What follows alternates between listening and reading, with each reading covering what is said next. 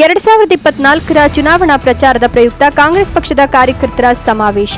ಬಾದಾಮಿಯಲ್ಲಿ ಸಂಯುಕ್ತ ಪಾಟೀಲ್ ಲೋಕಸಭಾ ಚುನಾವಣಾ ಪ್ರಚಾರ ಪ್ರಯುಕ್ತ ಕಾರ್ಯಕರ್ತರ ಸಮಾವೇಶ ನಡೆಯಿತು. ನಗರದ ಶ್ರೀ ಕಾಳಿದಾಸ ಶಿಕ್ಷಣ ಸಂಸ್ಥೆಯ ಆವರಣದಲ್ಲಿ ನಿನ್ನೆ ಸಂಜೆ ಲೋಕಸಭಾ ಚುನಾವಣಾ ಕಾಂಗ್ರೆಸ್ ಪಕ್ಷದ ಅಭ್ಯರ್ಥಿ ಸಂಯುಕ್ತ ಪಾಟೀಲ್ ಪರ ಪ್ರಚಾರವನ್ನು ಪ್ರಾರಂಭಿಸಲಾಗಿದ್ದು, ಅದರ ಪ್ರಯುಕ್ತ ಕಾರ್ಯಕರ್ತರ ಸಮಾವೇಶವನ್ನು ಜಿಲ್ಲಾ ಉಸ್ತುವಾರಿ ಸಚಿವ ಆರ್.ಬಿ. ತಿಮ್ಮಾಪುರ ಉದ್ಘಾಟಿಸಿದರು. ಈ ಸಂದರ್ಭದಲ್ಲಿ ಸಚಿವ ಶಿವಾನಂದ ಪಾಟೀಲ್, ಹಟ್ಟಿ ಚಿನ್ನದ ಗಣಿಯ ಅಧ್ಯಕ್ಷ ಶಾಸಕ ಜೆ.ಟಿ. ಪಾಟೀಲ್, ಬಾದಾಮಿ ಶಾಸಕರಾದ ಭೀಮಸೇನ ಚಿಮ್ಮನಕಟ್ಟಿ, ಜಿಲ್ಲಾ ಕಾಂಗ್ರೆಸ್ ಪಕ್ಷದ ಅಧ್ಯಕ್ಷ ಎಸ್.ಜಿ. ನಂಜಯ್ಯನಮಠ, ಬಿಡಿಸಿ ಬ್ಯಾಂಕ್ ಅಧ್ಯಕ್ಷ ಅಜಯ್ ಕುಮಾರ ಸರಸನಾಯಕ ಹಾಗೂ ಲೋಕಸಭಾ ಚುನಾವಣಾ ಅಭ್ಯರ್ಥಿ ಸಂಯುಕ್ತ ಪಾಟೀಲ್ ಮತ್ತು ಮಾಜಿ ಸಚಿವರಾದ ಬಿ.ಬಿ. ಚಿಮ್ಮನಕಟ್ಟಿ, ಎಸ್.ಆರ್. ಪಾಟೀಲ್, ಮಾಜಿ ಶಾಸಕ ಆನಂದ್ ನ್ಯಾಮಗೌಡ, ಎಂ.ಬಿ. ಹಂಗರಗಿ ಸೇರಿದಂತೆ ಜಿಲ್ಲೆಯ ರಕ್ಷಿತಾ ಇಟಿ, ನಾಗರಾಜ ಮನ್ನಿಕೇರಿ, ಶಿವಾನಂದ ಕುಳಗೇರಿ ಇನ್ನಿತರರು ಹಾಜರಿದ್ದರು. Arunkumar ಮುಚಖಂಡಿಮಠ, NKS TV4, Bagalkot.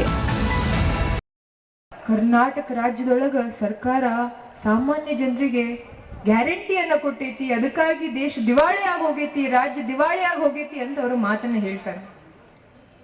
ನಾನಿಲ್ಲಿರುವಂತಹ ಎಲ್ಲ ನನ್ನ ಅಣ್ಣ ತಮ್ಮಂದರಿಗೆ ಏನ್ ಹೇಳಕ್ ಇಚ್ಛಾ ಪಡ್ತೀನಿ ಅಂತಂದ್ರ, ಈ ಚುನಾವಣೆ ಸಂಯುಕ್ತ ಪಾಟೀಲ್ ಗದ್ದಿಗೌಡರವರ ಚುನಾವಣೆ ಅಲ್ಲ.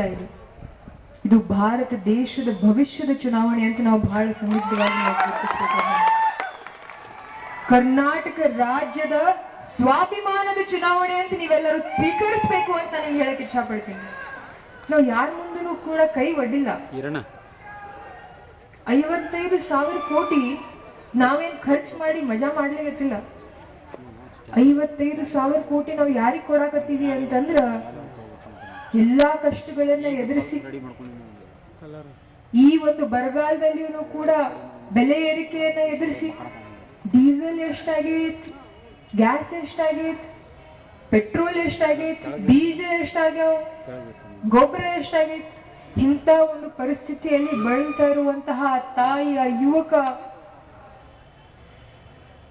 ಆ ಒಬ್ಬ ರೈತನ ಕೈ ಹಿಡಿದಿರುವಂತಹ ಸರ್ಕಾರ ಯಾವ್ದಾದ್ರು ಇತ್ತು ಅಂತಂದ್ರ ಅದು ಕಾಂಗ್ರೆಸ್ ಸರ್ಕಾರ ಅಂತ ನಾನು ಬಹಳ ಹೆಮ್ಮೆಯಿಂದ ಹೇಳಕ್ ಇಚ್ಛಾ ಪಡ್ತೀನಿ. ಎಲ್ಲರೂ ಹೇಳ್ತಾರ ನೀವು ದಿವಾಳಿ ಮಾಡಾಕತ್ತೀರಿ, ಕರ್ನಾಟಕ ರಾಜ್ಯದ ಸರ್ಕಾರದೊಳಗೆ ನೀವು ದಿವಾಳಿ ಮಾಡಾಕತ್ತೀರಿ ಅಂತ ಬಹಳ ಜನ ಹೇಳಿದ್ರು. ನಾವೊಂದು ಮಾತನ್ನ ಕೇಳಕ್ ಪ್ರಶ್ನೆ ಮಾಡ್ತೀನಿ ಇಲ್ಲಿ.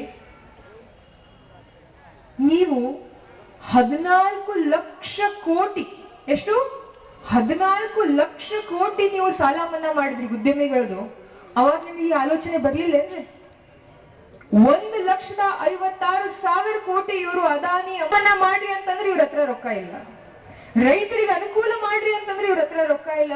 ನಮ್ಮ ರೈತರು ಬರಗಾಲದಿಂದ ಬಳಲಿಕತ್ತಾರ, ಅವ್ರಿಗೆ ನೀವು ಸಹಾಯಧನವನ್ನ ನೀಡ್ರಿ, ಅದು ನಮ್ಮ ಹಕ್ಕು.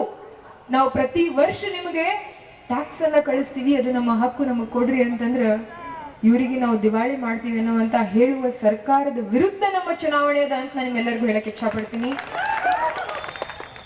ಇಲ್ಲಿರುವಂತಹ ಎಲ್ಲಾ ನನ್ನ ಕಾರ್ಯಕರ್ತರಿಗೆ ನನ್ನ ಸಂದೇಶ ಏನು ಅಂತಂದ್ರ, ನಾವೆಲ್ಲರೂ ಕಾಂಗ್ರೆಸ್ ಪಕ್ಷದ ಕಾರ್ಯಕರ್ತರು.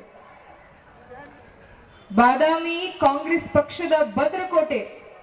ಇಲ್ಲಿ ನಾವು ಕಾಲಿಟ್ಟಾಗೆ ನಮಗ ಆಭಾಸ ಆಗ್ತೈತಿ, ನಡೆಯಲ್ಲೂ ಕಾಂಗ್ರೆಸ್ ಅದ ಬಾದಾಮಿನಾಗ, ಹೌದಿಲ್ರಿ ಕಾಕರಿ? ಸೊ ಅದಕ್ಕಾಗಿ ಇಲ್ಲಿರುವಂತಹ ಎಲ್ಲ ನನ್ನ ಅಣ್ಣ ತಮ್ಮಂದರಿಗೆ ನನ್ನ ವಿನಂತಿ ಏನದ ಅಂತಂದ್ರ, ನಿರಂತರವಾಗಿ ನಾವು ಬಡ ಜನರು, ದಲಿತರು, ಹಿಂದುಳಿದ ವರ್ಗದವರು, ಯಾವುದೇ ಜಾತಿ ಪಕ್ಷವನ್ನ ನೋಡದೆ ಎಲ್ಲಾ ಸಾಮಾನ್ಯ ಜನರ ಕೈ ಹಿಡಿದಿರುವಂತಹ ಸರ್ಕಾರವನ್ನ ನೀವು ಕೈ ಹಿಡಿಬೇಕು ಅಂತ ನಾನು ನಿಮ್ಮೆಲ್ಲರಲ್ಲಿ ವಿನಂತಿಸಕ್ಕೆ ಇಚ್ಛಾ ಪಡ್ತೀನಿ.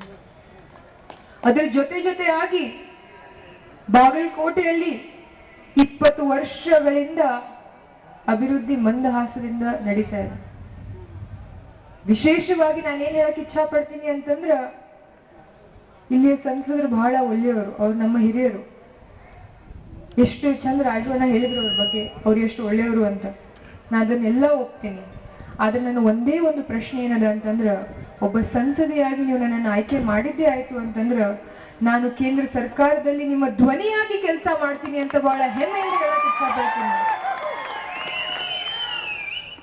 2 ಬರಗಾಲ ಬಂದು ನನಗೆಲ್ಲರಿಗೂ ಮಾತನಾಡಕ್ ಅವಕಾಶ ಮಾಡಿಕೊಟ್ಟಿದ್ದರು ಅಂತ ಎಲ್ಲರಿಗೂ ಕೂಡ ಕೃತಜ್ಞತೆಗಳನ್ನ ಸಲ್ಲಿಸಿ, 20 ವರ್ಷಗಳಿಂದ ಸತತವಾಗಿ ನಮ್ಮ ಕಾರ್ಯಕರ್ತರು ಎಲ್ಲಾ ಪ್ರಯತ್ನವನ್ನ ಮಾಡಿದ್ರು ಕೂಡ ಯಾಕೋ ನಮ್ಮ ಕೈಯಿಂದ ಗೆಲುವು ಸಿಗ್ಲಿಗತ್ತಿಲ್ಲ. ಆದ್ರ ಈ ವೇದಿಕೆಯ ಮೇಲೆ ಇರುವಂತಹ ಎಲ್ಲಾ ನಮ್ಮ ಹಿರಿಯರ ಒಂದು ನೇತೃತ್ವದಲ್ಲಿ ನಾವೊಂದು ಮಾತೇನ್ ಕೊಡಕ್ ಇಚ್ಛಾ ಪಡ್ತೀನಿ ಅಂತಂದ್ರ, ಪ್ರಾಮಾಣಿಕವಾಗಿ ಪ್ರತಿಯೊಬ್ಬ ಕಾಂಗ್ರೆಸ್ ಕಾರ್ಯಕರ್ತರು ನಾವು ದುಡಿತೀವಿ. ಈ ಸರಿ ಕರ್ನಾಟಕ ರಾಜ್ಯದಲ್ಲಿ ಬಾಗಲಕೋಟೆಯಲ್ಲಿ ಗುಲಾಲ್ ಹಾರ್ತೈತಿ ಅಂತ ನಿಮ್ಮೆಲ್ಲರಿಗೂ ಹೇಳಕ್ ಇಚ್ಛಾ ಪಡ್ತೀನಿ ಬೇಕಾದ್ರೆ. ಯಾಕಂತಂದ್ರ ಬಾಗಲಕೋಟೆಗೆ ಬನಶಂಕರಿ ತಾಯಿಯ ಆಶೀರ್ವಾದ. ಇಲ್ಲಿ ಮುಖ್ಯಮಂತ್ರಿಗಳು ಬಂದಾರ, ರಾಜ್ಯ ಮಟ್ಟದಲ್ಲಿ ರಾಷ್ಟ್ರೀಯ ಮಟ್ಟದಲ್ಲಿ ಬೆಳೆದಿರುವಂತಹ ನಾಯಕರು ಬಂದಾರ. ಮುಂಬರುವಂತಹ ದಿನಮಾನಗಳಲ್ಲಿ ಬಾಗಲಕೋಟೆಯಲ್ಲಿ ಒಂದು ಹೊಸ ಅಧ್ಯಾಯವನ್ನ ನಾವು ಶುರು